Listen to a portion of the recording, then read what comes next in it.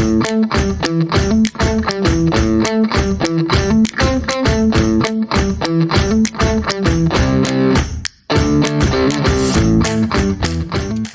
friend, welcome to A Water Connection, a space created to learn, connect and multiply the power of a conversation to give visibility to the water industry. I'm Jess Borges, a passionate human who believes you should increase your water curiosity. Welcome to this new episode.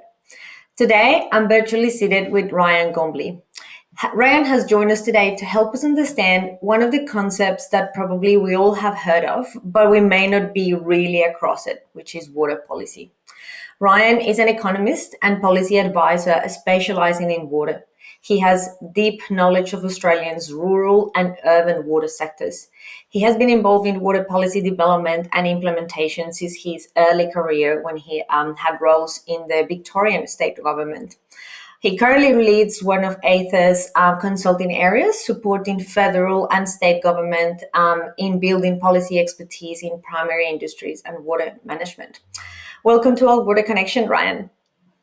Thank you, Jess. Happy to be with you. Thanks. Ryan, you have worked both across public and private sectors in the policy space. So let us start with the basics. What is water policy?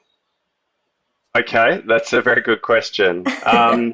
So I think maybe useful to start by thinking about what policy is and policy making is about, and then sort of fit that to the water context. To the water space, yeah. Yeah. So at its most basic level, I think policy is about deciding what outcomes we want and how we're going to achieve those outcomes.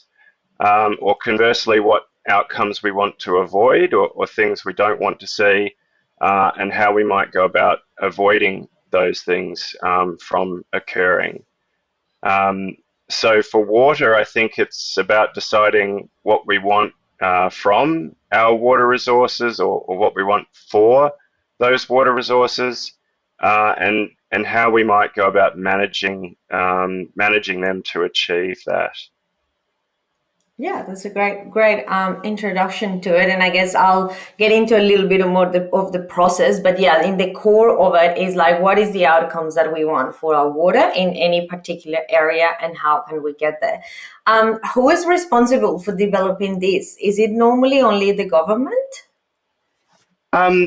Government has a really strong role in water management, in part in Australia because of the Constitution and the division of responsibilities between the federal government, the state and territory governments, and local governments. And so in terms of deciding how we sort of allocate the resource and provide access to the resource, it is very much with government to decide how we do that.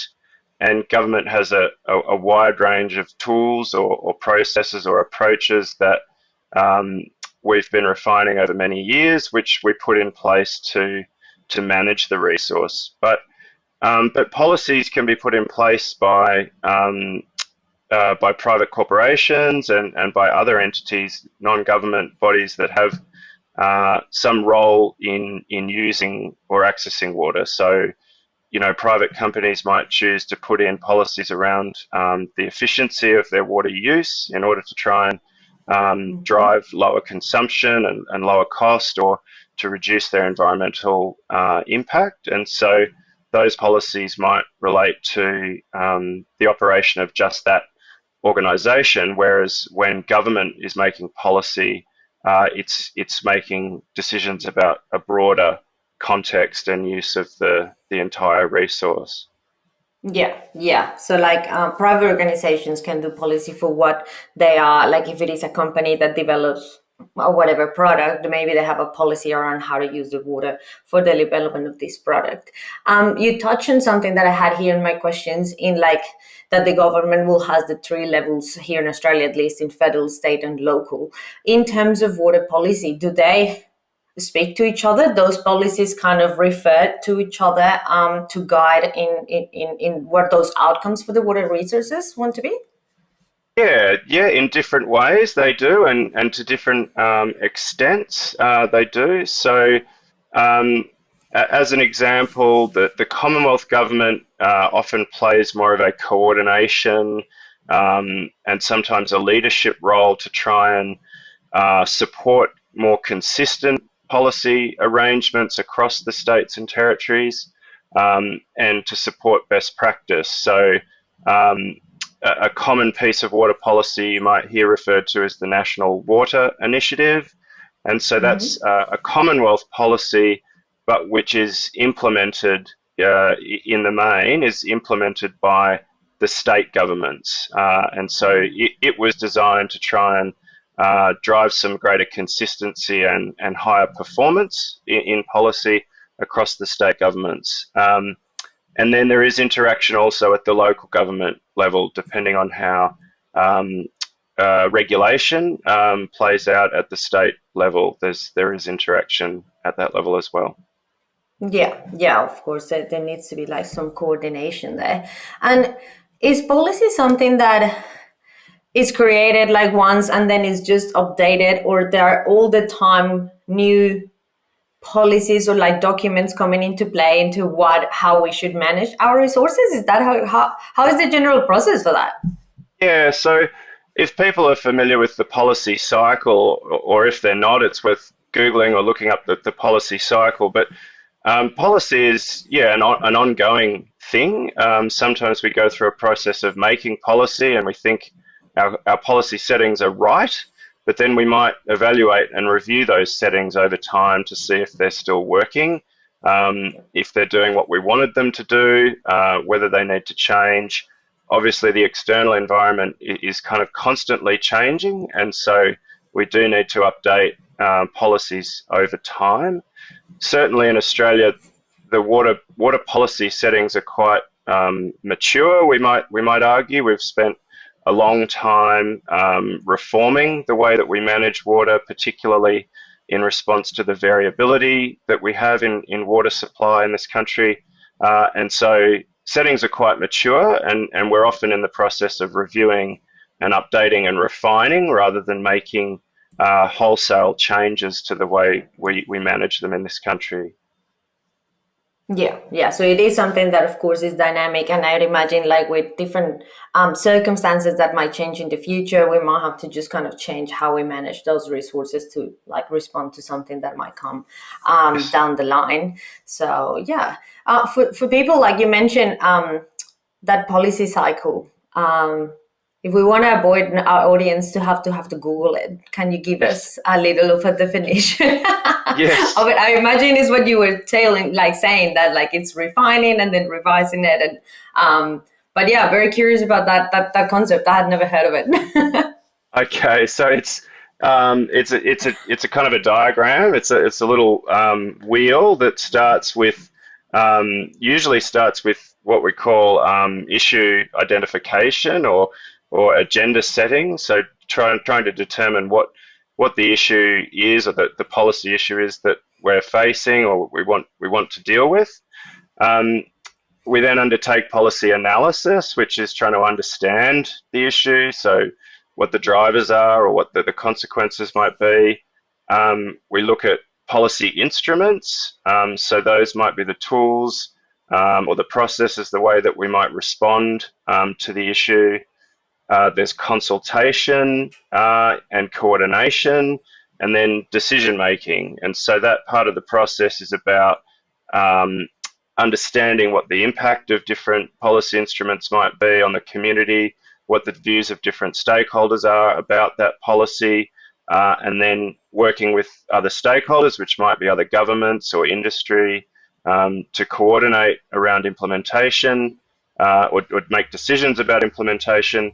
Then we make a decision about whether we're going to proceed with that policy or not.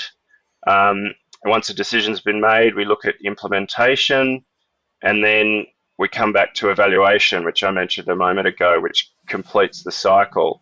And so once we've come back to evaluation, we might ask ourselves whether that issue that we identified at the start of the circle is still an issue or not, or whether our policy settings need to change, and then the process starts again.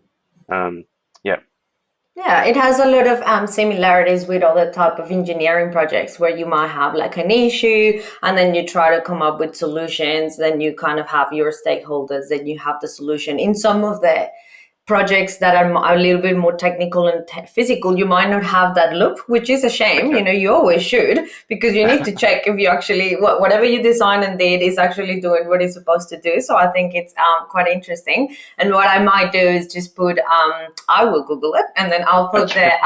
like if it is like a little image, I'll put it on in the show notes so people that might be interesting can have a look. Sure. But what one of the steps that you mentioned, it actually feeds in one of the questions I had, and is like, how do we make sure that policy actually includes everyone that is involved? Can you explain us a little bit more about that process of consultation? Because in this particular case, we're talking water policy, things are going to impact the community and different stakeholders, private industries, different things. In that process of making the policy, how do we make sure that everyone is involved in that decision making? Yeah, that's a great question. So I think in the case of government making policy or making changes to policy, it's really incumbent on governments to identify the different users and beneficiaries and people or interests, entities or individuals that have an interest in the water resources that are being managed or might be affected by the policy, and undertaking steps to engage with them in a meaningful way. And so I guess there's two components. One is identifying those who might have an interest and making sure they're all afforded an opportunity to participate. And then it's also providing the appropriate tools and mechanisms for them to do that. And so that includes, different forms or formats of engagement. And governments spend quite a lot of time and effort doing that these days. So, identifying those people who are interested and making sure they have a good opportunity to inform the process. And I imagine, would that be part of like that evaluation stage? Like you implement the policy, and then when you gets into, okay, have we solved this issue? Are all those stakeholders kind of included in there as well? In that part of like evaluating if the issue was solved? Yeah, so I think governments need to engage at different parts of the policy cycle. It's not just one step. So that, well, there is one step in the cycle called consultation, but I think at different points of the policy cycle, they very much need to engage at different steps to understand the impact it might have, but then also evaluate ex post, after the fact, what the impacts have been, including understanding firsthand from affected stakeholders what their experience might have been. Yeah. Yeah, absolutely. Yeah, that's very interesting. Um, Moving on, like into where in the water sector do we need policy? I would imagine everywhere, but like what areas do we need? And this comes from like the chat we had maybe a few weeks ago, perhaps when Yes. we talk about different angles for this. And you Yes. tell me like, oh well, we can have this angle and this angle, and I'm like, oh, I might just get him to tell me what all of those angles are on on the Yes. episode, and then we Yes. can dive into some of those. Yeah, so we need policy everywhere. I think if we don't have policy, we would have a free for all, if you like, and we would have a lack of management of our resources, and that historically has led to lots of problems. And so we kind of need a policy everywhere, but where we're focused on at any one point in time is kind of informed by the issue identification step in the policy cycle. And right now, one of the biggest areas of interest in policy in Australia is around the Murray-Darling Basin. So the Murray-Darling Basin Plan is a piece of policy, or it's the implementation of a piece of policy, and it's coming up to a 10-year review, which is quite significant because it's a plan that works across 4 or 5 different state and territory governments, and it affects a lot of stakeholders, particularly in the rural and regional parts of Australia.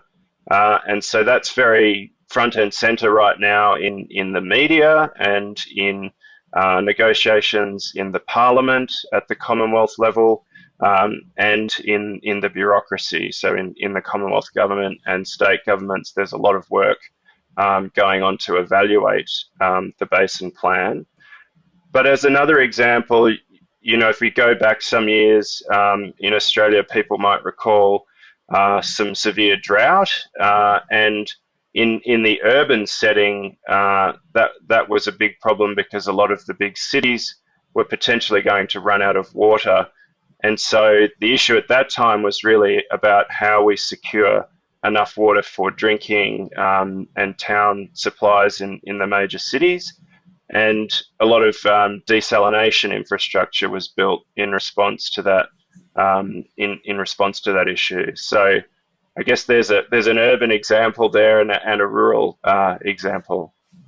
Yeah, and what you say is quite interesting. I had never thought about policy in that sense, that it responds to like the current um, requirements and the current issues that are like coming up. Like I always imagine policy like something that was kind of across everything and it was there all the time. But like the work, and it is like that. There will be policy for like many other areas that might not be the focus of like new developments, but those new developments are driven by but like the necessities that we might have at the moment, in which at the right now the focus is on the Murray-Darling Basin, which I recorded another episode on that. So if you're listening to this and you haven't listened to that, I had a chat with Liz Bully about the whole basin, so that was quite interesting. And I also heard from.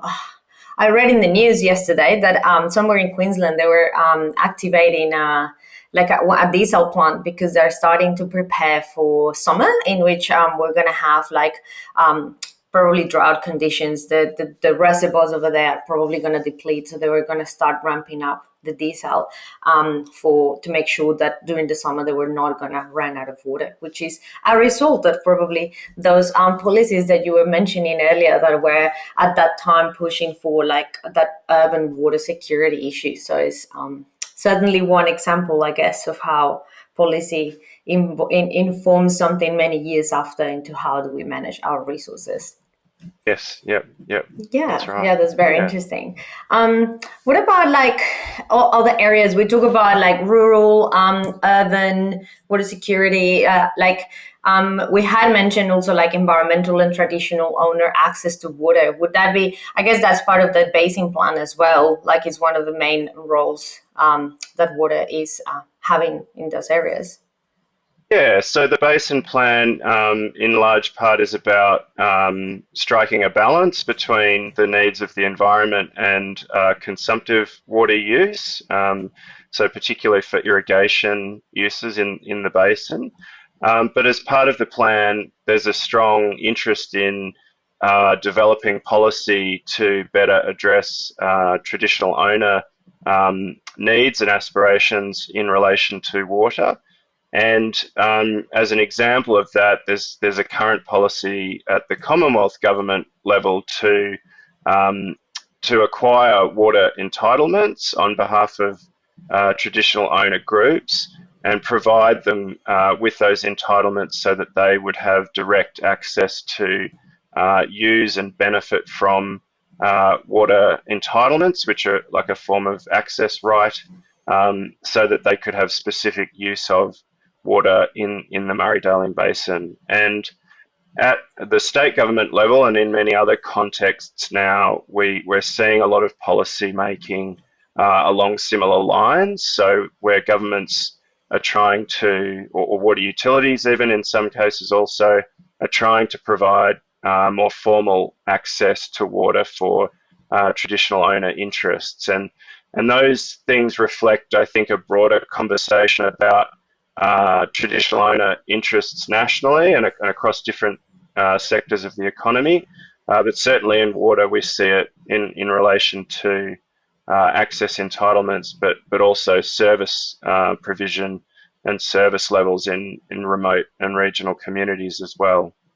Yeah, yeah, absolutely. It's like water being a resource that is so important for different areas. Yeah, it's certainly something that we need to consider, like in our policies as well, just to have everyone else there to make sure that they have the right access to it.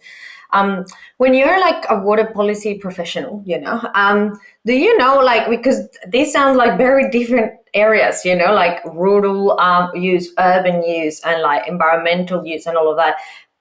Do you normally people in your space or in your area of the sector specialize in making policy for one of these areas, or you really kind of like work across all of it?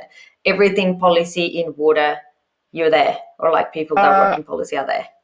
yeah, so I think some people have a tendency towards or an interest in policy making, but might specialize quite specifically on a specific topic. We have some people,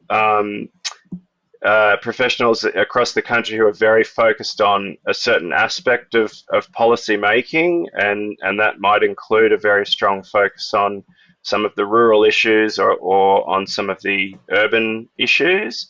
But I think a lot of policy people are applying um, a slightly broader set of policy skills, which relate in part to the policy cycle we were discussing before.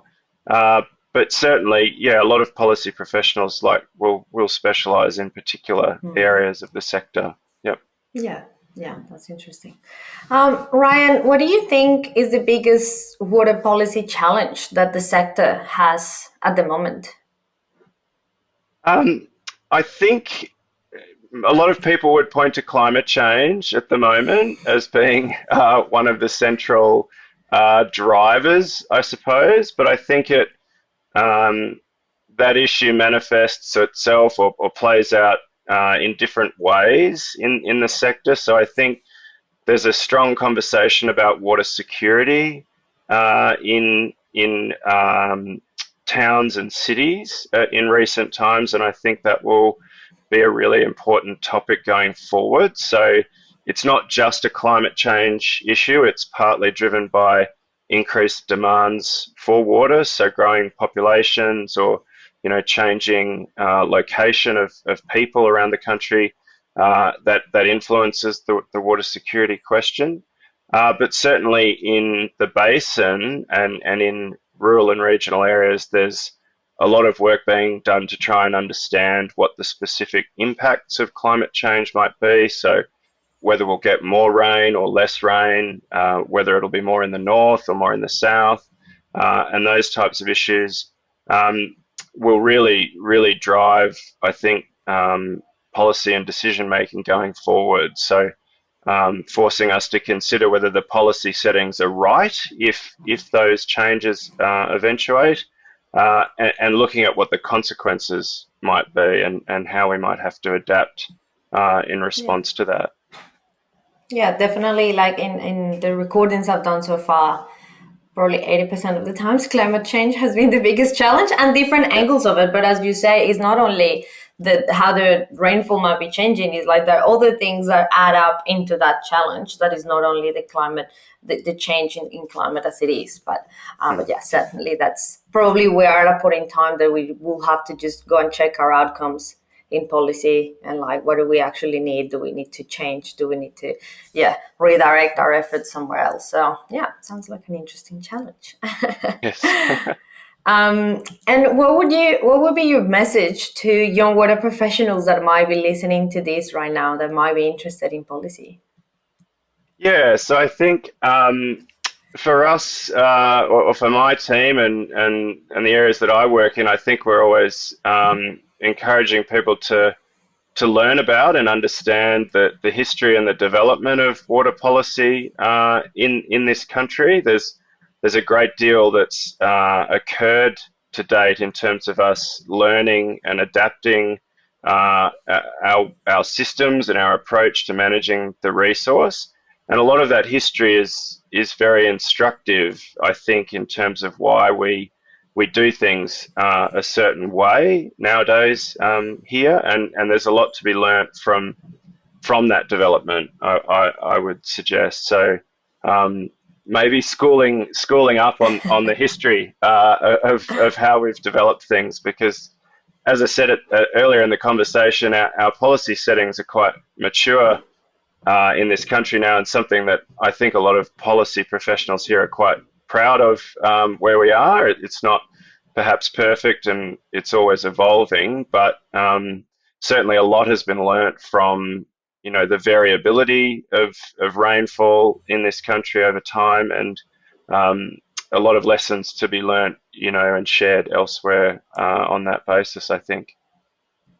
That is great advice. I think, if you want to get into the area, getting involved in what happened before and really understand that it is a good step to just kind of keep going forward. Yeah, thank you for that. The last question I always ask my guests is, why do you work in the water industry? That's a good question. I think I came to water out of a passion for environmental and natural resource management issues. So I studied environmental studies as part of my undergraduate degree and spent a lot of time in the outdoors. And so I experience water resources in one way or another in the outdoors, and I'm passionate about ensuring that we manage those resources effectively. I think water is a scarce resource, and we have to manage it carefully for the range of different uses and values we have from it. So, I think passionate about environmental issues, and water is an important component of that, for everyone's benefit. Yeah, that's it. I like to finish with that. It's always a positive note into why people are in this magnificent sector. Thank you very much, Ryan, for your time today. I think it was really, really enlightening. For me, that I'm not across the water policy sector, I learned a lot. Hopefully we spark interest of people into getting to know this area and to know the importance that it has for everything that trickles after that into when we see it in the news, just saying this change happened in water, and that comes from all the work that has been done before. So thank you very much for your time today. No worries. Thank you. And to you, my friend, thank you very much for joining us for this episode. I hope you enjoyed the ride with Ryan. Follow us on LinkedIn as Our Water Connection to hear about other episodes coming, and see you next time.